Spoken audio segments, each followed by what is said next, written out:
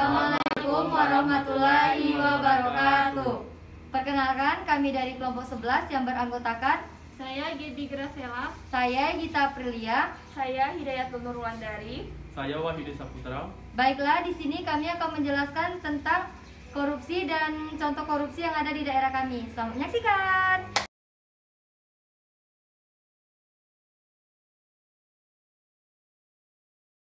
Baiklah, di sini saya akan menjelaskan tentang apa itu tindakan korupsi.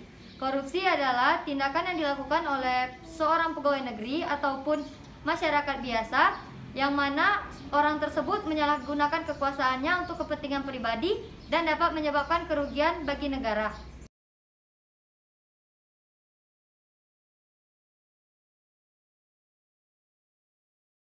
Baiklah, di sini saya akan menjelaskan tentang dampak dari korupsi.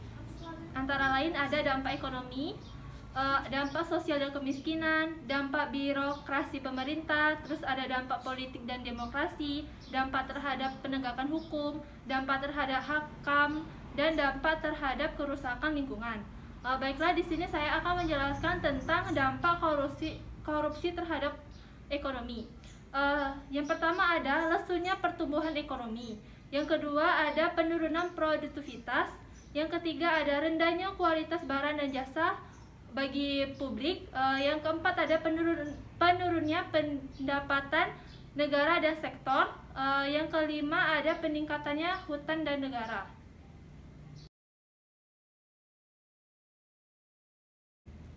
Baiklah, di sini kami akan memaparkan salah satu contoh kasus korupsi yang ada di kota kami.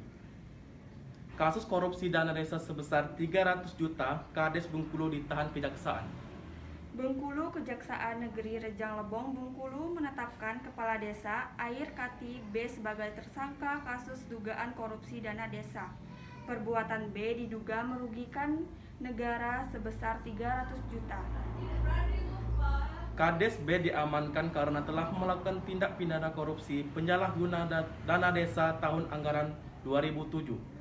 Kata Kasih Pepdus Kejari Rejang Lebong, Heri Antoni, saat dimintai konfirmasi Selasa tanggal 2 bulan 2 2021. Dia mengatakan indikasi kerugian negara sebesar 300 jutaan itu didapat berdasarkan hasil perhitungan auditor dari Inspektorat Rejang Lebong. Menurutnya, terdapat kekurangan fisik dalam pembangunan jalan Telpot sebesar 221 juta.